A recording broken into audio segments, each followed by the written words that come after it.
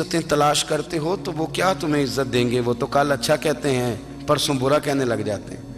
لوگوں کے سامنے گڈ بک میں آنا چاہو گے تو وہ تو سویرے تمہارے بارے میں کچھ کہیں گے، شام کچھ اور کہیں گے۔ اپنی روحانی زندگی آباد کریں، اپنے مسلح کو وقت دیں، اور دنیا سے چھپ کر اس موبائل کو بند کر کے اور اپنے آپ سے بھی چھپ کے اور تنہا ہو کے چھپا کے سارا کچھ اپنے آنسو اپنے رب کی بارگاہ میں پیش کریں، اس کے حضور حاضری دیں۔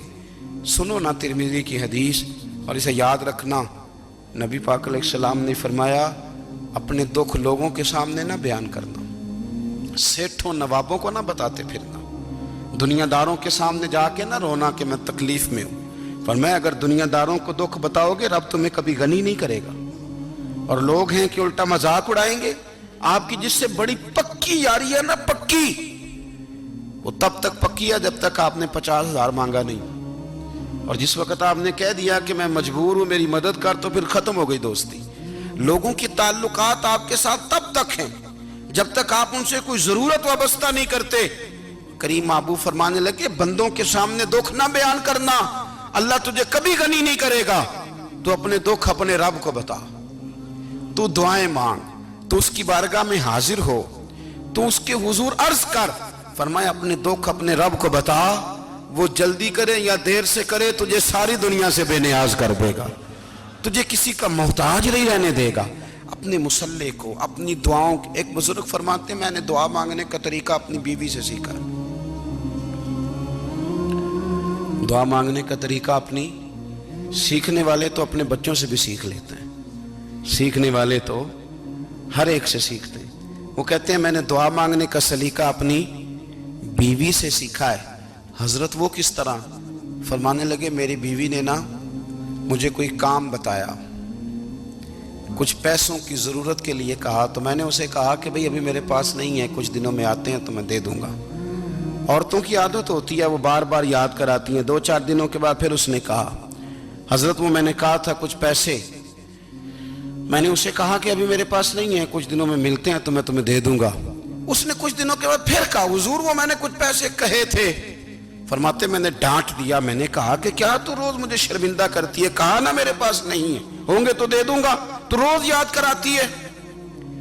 فرماتے ہیں اس نے پہلے تو میری ڈانٹ کو سہا، پھر میرے سخت جملوں نے اس کی آنکھوں میں آنسو پیدا کر دیے، پھر اس نے اپنے آنچل میں اپنے اس دکھ کو سمیٹا، اور پھر اس نے ایک جملہ کہا تو میں رو پڑا، اور مجھے اپنے رب سے مانگنے کا طریقہ آ گیا۔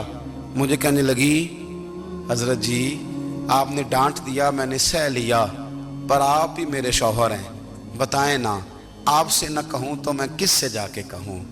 فرماتے ہیں میں رو پڑا، اور میں کھل کے رویا، اور میں تڑپ کے رویا، اور پھر میری سسکیاں بند گئیں۔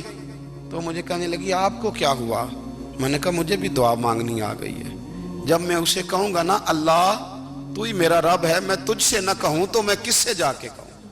میں کیوں کسی بندے سے سوال کروں؟ میں کیوں کسی دنیا دار سے کہوں؟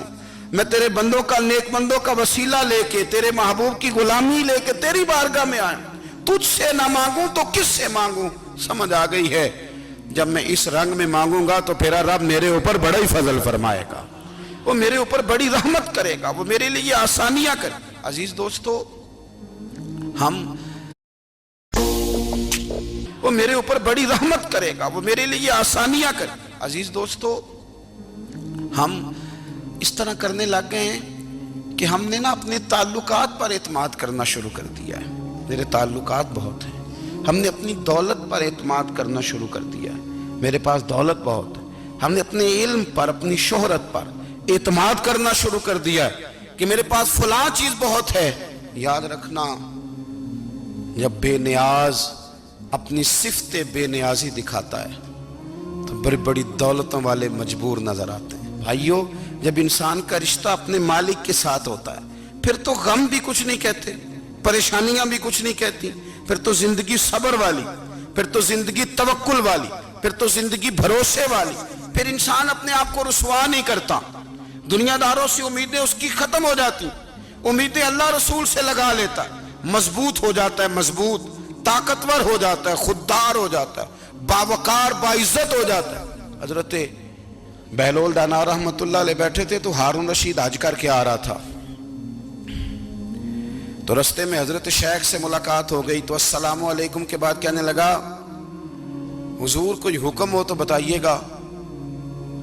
تو حضرت بہلول دانا فرمانے لگے تیرا رب کون ہے؟ اس نے کہا اللہ۔ تو فرمایا میرا کون ہے؟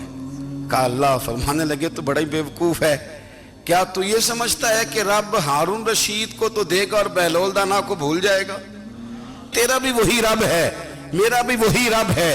اس نے اگر تجھے دے کے آزمایا ہے تو ہو سکتا ہے مجھے نہ دے کے آزما رہا ہو۔ جب اس کی حکمت کے تقاضے ہوں گے تو عطا کرے گا اور دے گا، تو جا اپنا کام کر۔ بھائی اپنی روحانی زندگی، اپنی عبادات، اپنے وظائف، اپنے روزمرہ کے معاملات، اپنی دعائیں، اپنا استغفار، دیکھو کوئی مشکل کام تو نہیں، 2 رکوع ہیں سورہ واقعہ کہ اگر رات کو پڑھ لی جائے تو۔ میں کس طرح یہ بات بیان کروں کہ تعویذ بانٹنا آسان ہے اور وظیفہ بتانا مشکل ہے۔ سارا دن تعویذ بانٹیں تو لوگ لینے کو تیار ہیں، اور اگر آپ وظیفہ بتائیں تو کہتے ہیں تو مشکل کام ہے۔ او خدا کے بندے، اگر آپ کا تعلق قرآن پاک کے ساتھ مضبوط ہو، قرآن پاک کے ساتھ اگر آپ کا رشتہ ہو، لوگ سفارشیں ڈھونڈتے ہیں نا دنیا میں، کوئی تعلق مل جائے تو میرا کام ہو جائے۔ دنیا میں اتنا مشکل معاملہ ہے، آخرت میں مجھے بتائیے گا کتنا مشکل معاملہ ہوگا۔ میرے نبی پاک صلی اللہ تعالی علیہ وسلم نے فرمایا جو لوگ سورہ ملک پڑھا کرتے تھے نا، سورہ ملک، یہ سورت ملک قیامت میں ان کی سفارش کرے گی، اور اس طرح کرے گی کہ کہے گی اے اللہ یہاں اس بندے کو جنت میں داخل کر دے یا مجھے قرآن پاک سے علیحدہ کر دے۔ تو رب فرمائے گا جا اس کا دامن تھام کے اسے جنت تک پہنچایا۔ آپ بات کو سمجھیں، جب آپ کے تعلقات اپنے معاملات کے ساتھ مضبوط ہوں گے، یہ نبی کریم نے وعدہ کیا ہے کہ تو سورت واقعہ پڑھ تیرے گھر میں فاقہ نہیں آئے گا۔ حضرت عبداللہ ابن مسعود رضی اللہ تعالیٰ عنہ بیمار تھے تو حضرت عثمان غنی رضی اللہ تعالیٰ عنہ تیمارداری کے لیے تشریف لے گئے، اور جا کر کے کہا کہ آپ بڑے بیمار ہیں، آپ کی بیٹیاں زیادہ ہیں، میں چاہتا ہوں کہ خزانے میں سے کچھ مدد کروں۔ تو سیدنا عبداللہ ابن مسعود رضی اللہ تعالیٰ عنہ اٹھ کے بیٹھ گئے اور کہنے لگے امیر المومنین، اللہ آپ کو میری طرف سے، میری بیٹیوں کی طرف سے بہتر صلہ دے، میری بیٹیوں کو کسی خزانے کی ضرورت نہیں، میں نے انہیں خزانہ دے دیا ہے۔ کہا جناب آپ نے کون سا خزانہ دیا ہے، میں آپ کے مالی معاملات کو جانتا ہوں۔ تو فرمانے لگے امیر المومنین، میرے نبی کریم نے فرمایا ہے جو سورت واقعہ پڑھے اسے کبھی فاقہ نہیں آتا، میں نے بیٹیوں کو یاد کرا دی ہے، یہ خزانہ میں نے انہیں دے دیا ہے۔ وہ سارے حضرت عبداللہ ابن مسعود نصیحت کر رہے ہیں، فرمانے لگے میں نے سورت واقعہ یاد بھی کرا دی ہے، پڑھنے کی عادت بھی ڈال دی ہے۔ حضور نے فرمایا ہے جو سورت واقعہ پڑھے اسے فاقہ نہیں آتا۔ کہنے لگے چاند تو اپنی جگہ چھوڑ سکتا ہے، سورج گر سکتا ہے، تارے ٹوٹ سکتے ہیں، پر مدینے والے رسول کی بات غلط نہیں ہو سکتی۔ حضور نے فرمایا فاقہ نہیں آئے گا تو انشاءاللہ کبھی بھی نہیں آئے گا۔ کرنے کا کام یہ ہے کہ ہم اپنے معاملات، اپنی عبادات، اپنی دعائیں